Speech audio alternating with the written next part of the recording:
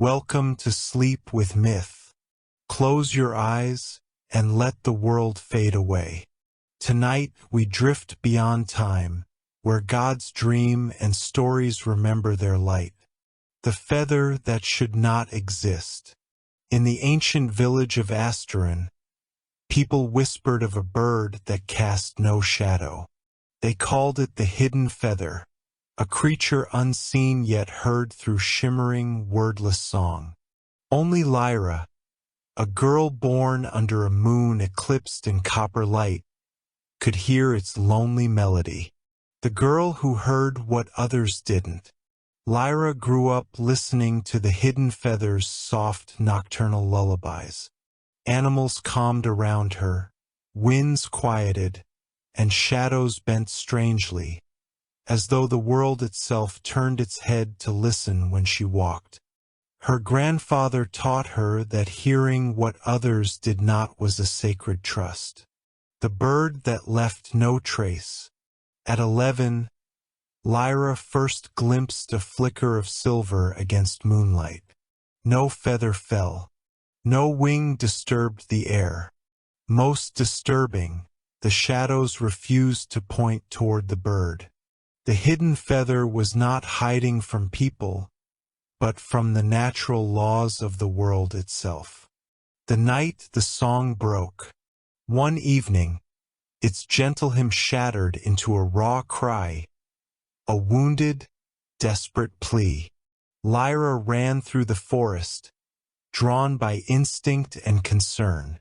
The cry led her to a clearing bowed inward, as if something invisible had landed again and again. The feather in the clearing. There, a silver feather hovered, not falling, not rising, simply existing with a faint inner glow. When Lyra touched it, visions erupted. A bird wrapped in ancient light, a stolen voice, a sky with two moons, a shadow that wanted what was not its own. The feather trembled with loneliness and pain. The village that had forgotten. The villagers recoiled at the hovering feather. The elder revealed that the bird had once threatened the balance of the world, not by malice, but by a song too powerful.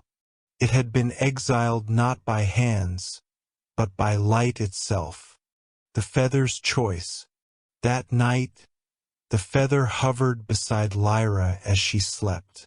She asked why it chose her. The answer came as a wordless meaning. Because you are unafraid of shadows, and I have none. But a deeper warning pulsed within it. If the bird sings again, something else will wake. The forest that held its breath. The night after Lyra first touched the hovering feather, the forest forgot how to sound ordinary. Crickets rubbed their wings together once, then stopped as if realizing they were being listened to. Owls turned their wide eyes toward the clearing and chose silence instead of hunting calls. Even the leaves, which usually gossiped in the wind, merely shivered once and went still. Lyra walked beneath their quiet branches, the silver feather hovering at her shoulder like a small, patient moon. It did not cast a shadow on the ground. Her own shadow stretched beside her, long and blue under the moonlight, but where the feather was, there was only absence, as if the world had refused to acknowledge it existed. She tried not to think about what the elder had said. Exiled not by hands, but by light itself. How can light exile a bird? She whispered. The feather answered in sensation rather than words. A soft tightening in her chest, a note of sorrow threaded with relief. Not all exile was punishment, it seemed. Sometimes it was protection. From what? She murmured. The feather trembled, and somewhere deeper in the forest, hidden far beyond sight, Something old turned its head toward the sound of a song that had once been forbidden. The elder's story of the Skyborn Choir. The next day, the villagers gathered in the longhouse to argue about what to do with the feather that refused to fall. Lyra sat cross-legged near the fire, the feather hovering quietly above her open palms. It hummed faintly, so low only she could hear it, a thread of melody woven beneath the voices of the villagers. "Seal it in a box of iron," one hunter said. "Drop it into the deepest well," suggested another. "Call a priest from the next valley," someone muttered. "This is not for us." The elder of Asterin, white-haired and thin as burned branches, tapped her staff against the floor. "The more you try to trap what does not belong to cages, the more you will anger what watches from beyond our hills," she said. The room fell quiet. Lyra raised her eyes.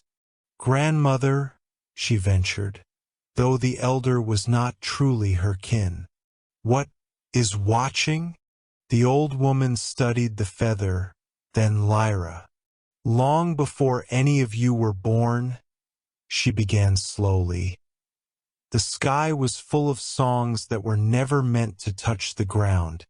We call them the Skyborn Choir, creatures of voice and light, whose melodies could shape clouds, bend rivers of wind, move the thoughts of those who listened."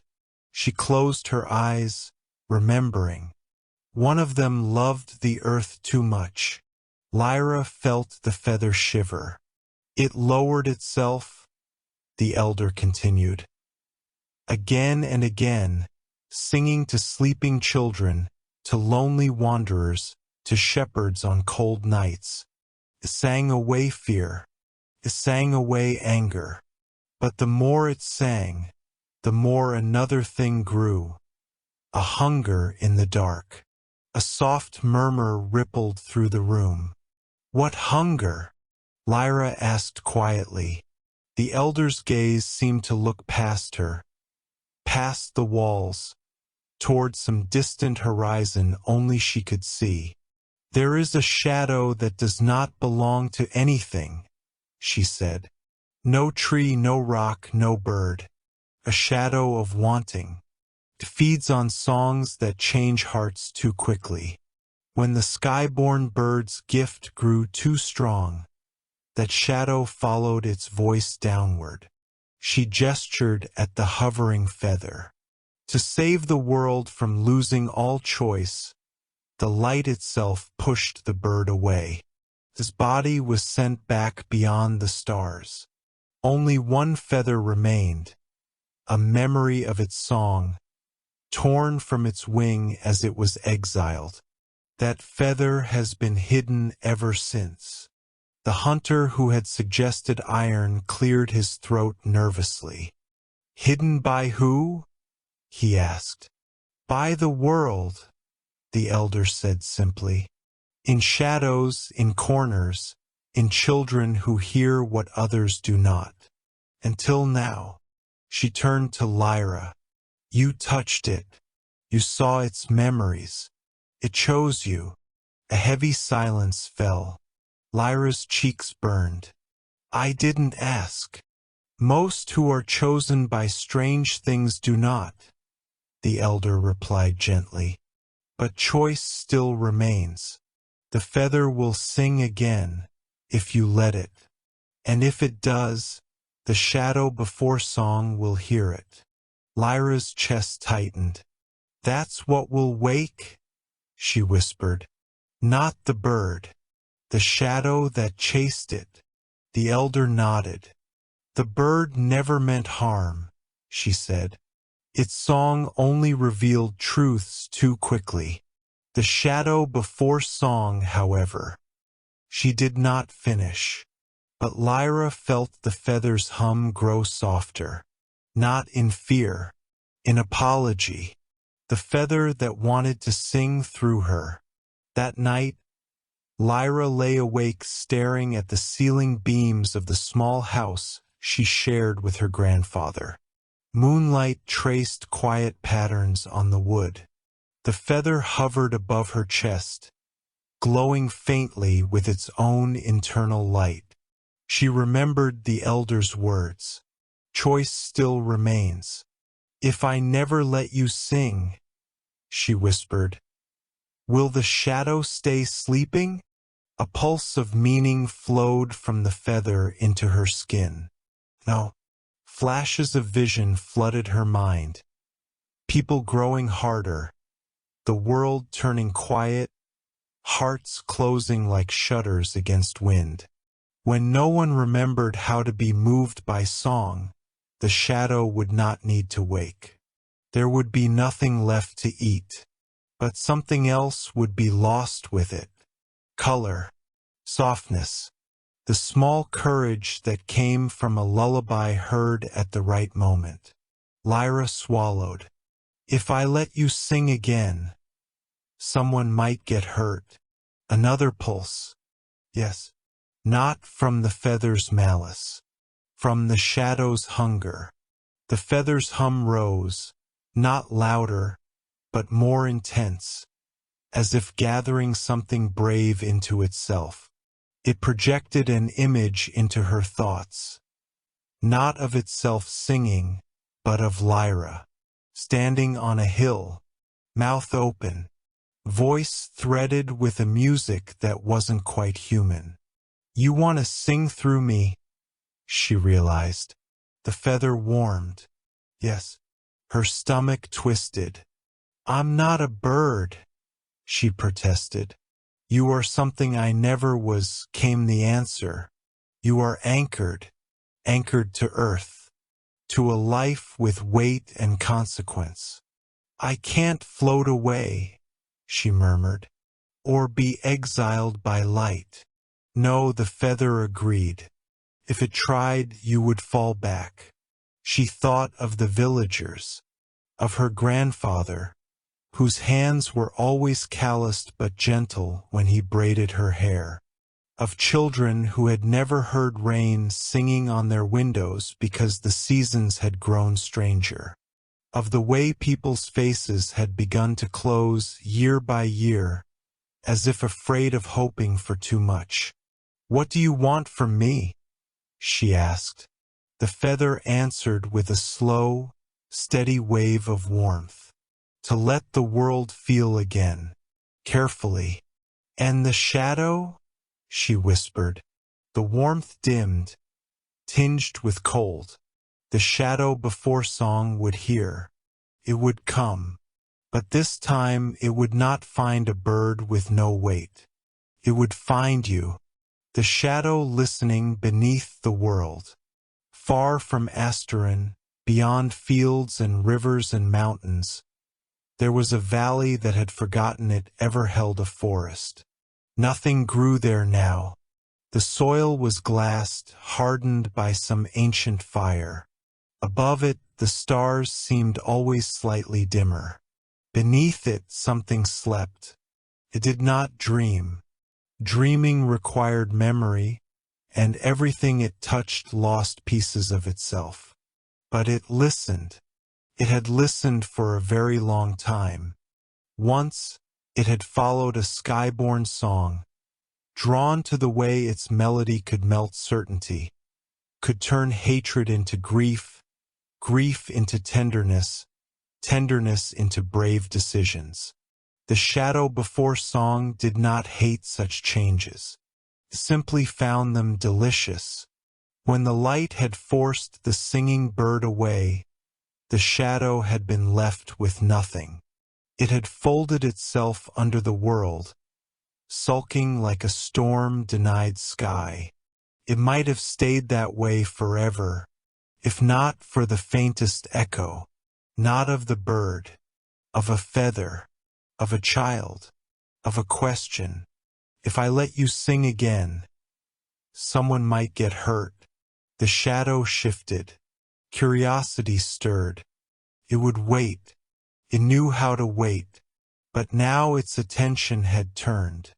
The night of half-song. Lyra did not sleep.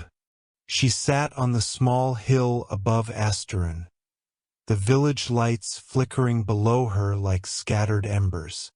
The moon hung low, swollen and soft. The feather hovered in front of her, spinning slowly. "You said I could choose," she reminded it. "Yes," it answered. She drew a slow breath. "Then we begin with half a song," she said. "Not all of it. Just enough to see what happens. Just enough to prove we can stop." The feather's light brightened in agreement. It drifted closer until it hovered over her throat, cool and weightless.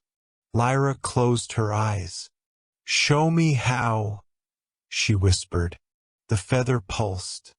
The first note rose from her chest before she could think to shape it. It was not like human singing. There were no words, no melody she could hum back later.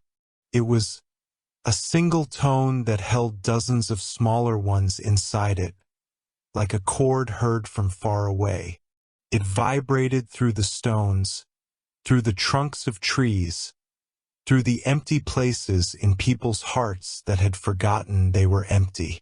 Down in the village, an old woman paused mid-step and remembered a dance from her youth. A child who had been too tired to cry finally did, sobbing hard enough to be held. Two brothers who had not spoken in 3 years found themselves walking toward the same door at the same time. Lyra felt each of these small shifts as the note passed through them. It felt like a river she was both standing in and pouring from. Her eyes filled with tears. "Stop!" she gasped, breaking the sound. The night fell still. Far beneath the hardened valley, the shadow before song opened eyes it did not have. It had felt something. Not the blinding flood of the sky-born choir, but a thread, thin and trembling. It grinned in its own unshaped way. Not enough, it thought, but a beginning. The bird that never cast a shadow appears. Lyra wiped at her eyes. "That was only half," she whispered. "And it already—" She couldn't finish. The feather hovered before her, trembling with restrained power. It sent her an image, the old woman smiling through tears, the crying child falling asleep, calmer, the brothers standing awkwardly together, not yet speaking, but no longer apart. And beneath those images another meaning. "See, not all change is ruin."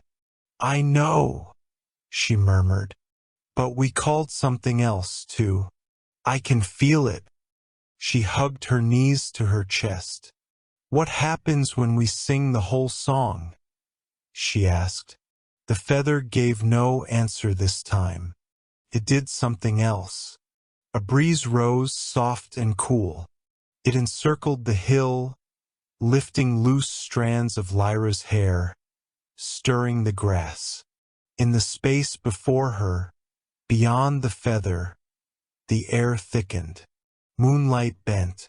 For an instant she saw it, a shape made of light and absence, perched on nothing. Wings folded close, each feather a shard of moving night. Eyes like twin moons reflected in a lake. The hidden feather. The bird that never cast a shadow. Except, Lyra looked down. The moon was behind it. Her own shadow stretched forward. But where the bird perched, the darkness simply skipped. It was real enough to see, real enough to feel, but the world still refused to acknowledge its place. The bird tilted its head, studying her. His beak did not move, but a sound trembled in the air between them.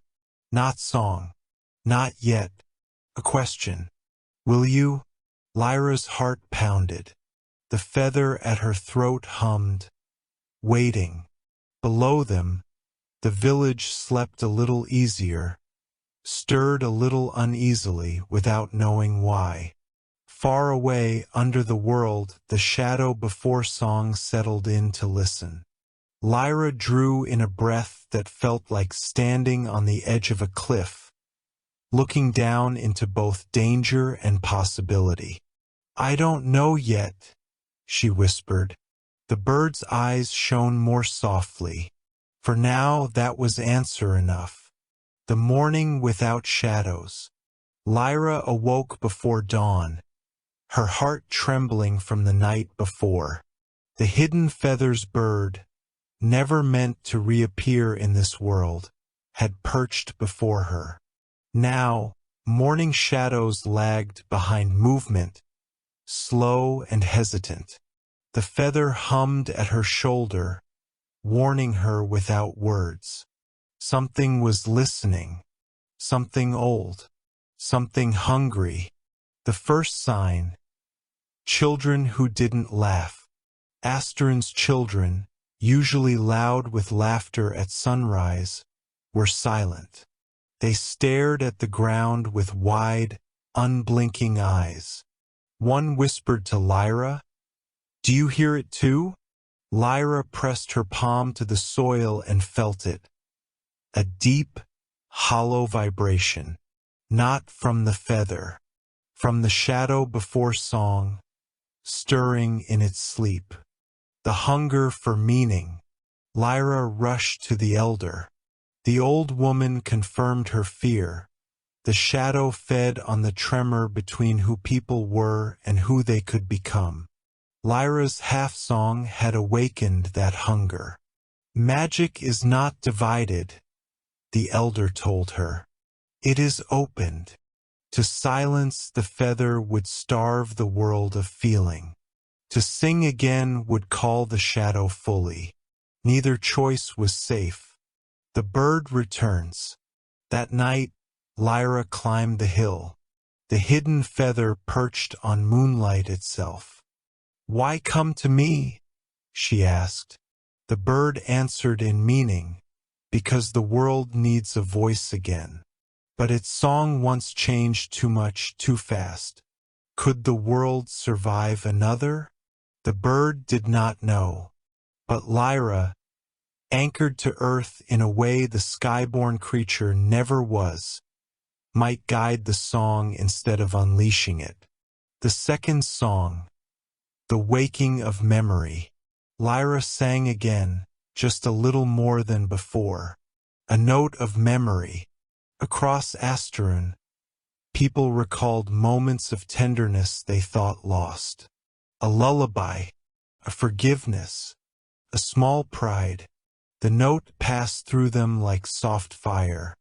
But the feather pulsed for more, and before Lyra could stop it, the ground beneath a distant valley cracked. The shadow before song stirred fully for the first time in ages. The moment the shadow turned its face, cold threaded through Lyra's spine, a presence noticed her, not curious, but longing. Images flashed.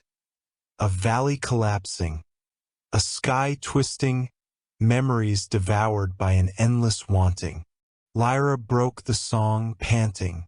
The bird folded its wings around her protectively. The feather dimmed, and from beneath the world came a whisper of feeling, not sound. "I am coming." The elder's words echoed in Lyra's mind. Once a song begins, it cannot be taken back, only carried further. The village where echoes were missing. Lyra first noticed something wrong in the way sound behaved. Echoes arrived late, as if forced to walk through invisible corridors before returning. Shadows hesitated before forming. The world felt thick, muffled, waiting. The shadow before song was listening closer than ever. The elder who could not see her own shadow, Lyra rushed to the elder's home only to find her shadow missing. The elder explained that shadows relied on certainty. When it faltered, shadows slipped away. Lyra's half-song had revealed truths the shadow fed upon. The elder warned her, "It has begun." The shadow's first word, Lyra. That night, Lyra dreamed of a valley cracking open beneath her. A whisper, felt, not heard, called her name, Lyra. She awoke trembling. The feather glowed violently, shielding her. But something had learned her name, the bird's warning. On the hill at dawn, the hidden feathers bird appeared again, terrified. It touched Lyra's forehead and showed her visions. The shadow's hunger widening, memories collapsing, a world robbed of choice and change. The bird told her she must learn the third voice, neither skyborn nor human, but a bridge between. The third voice. The third voice was born of intent, not volume. Lyra felt 3 rhythms in her body. Her heartbeat, the feathers' hum, the bird's breathing. Beneath them lingered the hollow pulse of the shadow, listening. She vowed to learn the hidden voice. The shadow enters the village. At dusk, villagers screamed as shadows rearranged themselves into letters. Lyra's name. Then another word. Sing. The shadow demanded her voice. Light vanished around her, forming a circle of absence. The bird shielded her as the feather vibrated desperately. The choice made for her. Lyra's third voice rose unbidden. A refusal. A declaration. You do not decide my song. The absence recoiled. The shadow shivered, confused. For the first time, Lyra had pushed back. The shadow whispered again, not in anger but astonishment. Lyra. The daylight bent the wrong way. Astern awoke to a day where nothing behaved as it should. Light curved unnaturally around corners. Dogs would not bark. Children clung to their parents. Water trembled in basins. The blacksmith's hammer cast 2 shadows, one moving against the wind. The shadow before song had begun learning shape. The elder's final warning. Lyra visited the elder, who revealed a terrible truth. You cannot stop a hunger, only choose what it eats. The shadow wanted Lyra's voice, her shape, her heart. Not physically but spiritually. Her song had given it a path. The elder warned her that only a truth that costs her can defeat it. The shadow learns to speak. That night, an absence-shaped figure rose from the earth. Not a body, an outline of hollow intention. It knew her name. It demanded her voice. Sing for me. Lyra refused. The figure grew clearer, learning shape from her song. I will wear your heart, it whispered. Light bent away in fear. The feather's first shield. The shadow lunged. The feather flared in a blinding shield, pushing the shadow back. It was not victory, only borrowed time. The bird hovered protectively as Lyra struggled to breathe. The shadow had tasted her voice, and now it wanted more. The village breaks. Reality frayed. Some villagers forgot minor memories. Reflections mismatched their owners. One woman's shadow peeled itself away before snapping back. Lyra vowed to stop it. The elder insisted she had to face the shadow alone. A voice becomes true only when it stands by itself, she said. the place where shadows gathered. Lyra went to the forgotten valley where the shadow had first stirred. The soil was cracked, spiraled, leaking dark mist. The shadow's figure stood in the center, more solid, almost wearing a human shape. Called to her, you came. Good. We begin. The heart it wanted. The shadow explained its hunger. Not for flesh or life, but for feeling. Your heart feels, it said. Feeling is the sweetest thing to eat. Lyra trembled. You think you can wear me, she said. But you can't. The shadow demanded to know why. The answer rose inside her like a painful truth. Because I choose who I sing for. Her choice became a kind of song the shadow could not swallow. The breaking of the valley. Enraged, the shadow split the ground. Wind howled, memories twisted, the sky shook. Lyra screamed as it lunged for her heart. The feather flared, the bird dove, and light collided with absence. The valley erupted in shimmering darkness. The shadow towered over her, reaching. I will wear your heart. Lyra, trembling and bleeding, whispered, I choose my own song. The feather pulsed. The bird screamed. The shadow froze, and the world held its breath. The silence that swallowed sky. The valley fell into a silence so deep it erased breath and warmth. Lyra stood among spiraled fractures of earth while the shadow before song towered above her. No longer hollow, but shaped by her song and the meanings she had brought into the world. Your voice made me, it whispered. Now your heart will complete me. Lyra refused. The shadow promised an end to all suffering, all longing, but at the cost of choice. The bird's sacrifice. The shadow lunged. The hidden feathers bird dove between them, wings blazing with pale silver. It pushed its own essence into Lyra, giving her strength, memory, and voice. The bird's form shrank, dimmed, flickered, sacrificing itself not to fight, but to give Lyra what she needed. Lyra felt the truth of its nature. A being of pure feeling, a guardian of fragile courage. The shadow splits her open. The shadow struck. Lyra's memories burst like shards. Her grandfather's laughter, the first lullaby she heard, the night she touched the feather. The shadow devoured them eagerly. Taking is becoming, it said. Give me the rest. Lyra held herself together, insisting that a heart is meant to choose, not be worn. The third voice breaks open. The feather pulsed. The bird breathed weakly. A resonance rose within her.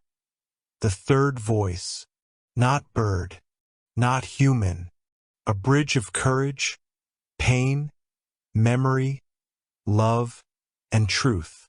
Lyra opened her mouth and released a voice that carved light into darkness. The valley blazed. Shadows fled. The shadow cracked in half, unable to swallow a choice it could not own. The shadow's true form. From the broken shape emerged a small, trembling, childlike shadow.